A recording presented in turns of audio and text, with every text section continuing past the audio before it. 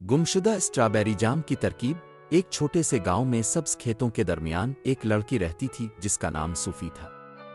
सूफी के खानदान को गांव में बेहतरीन स्ट्रॉबेरी जाम बनाने के लिए जाना जाता था और ये एक ऐसी रवायत थी जो नस्लों से चल रही थी।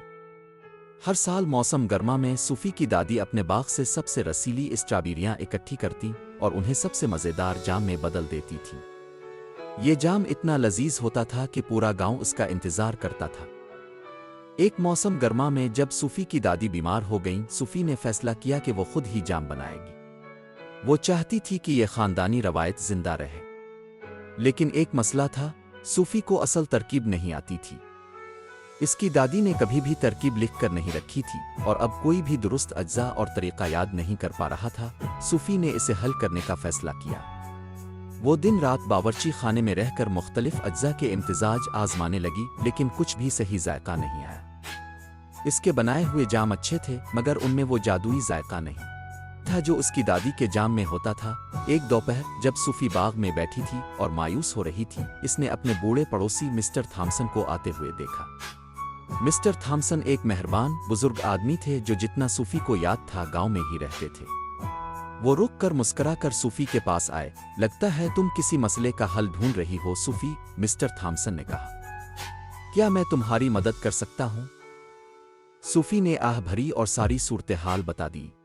मैं चाहती हूं कि स्ट्रॉबेरी जाम बनाऊं जैसे दादी बनाया करती थी, मगर तरकीब गुम हो गई है और मुझे बिल्कुल सही जायका नहीं मिल रहा।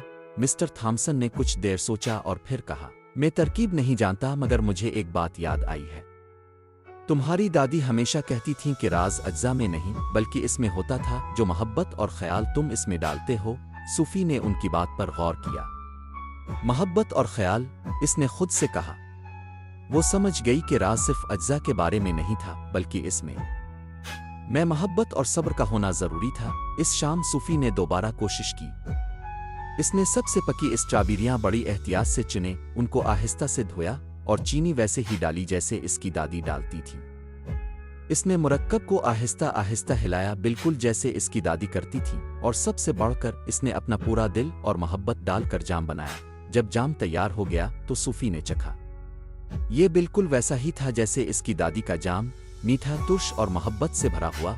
सूफी ने पहला जार गांव वालों के साथ शेयर किया और सब ने इसे पसंद किया। सच्ची कामयाबी और खुशी मेहनत और मोहब्बत में है। जब आप दिल से काम करते हैं और दूसरों के लिए मोहब्बत डालकर कोई काम करते हैं तो वो सबसे बेहतरीन नताइज देता है।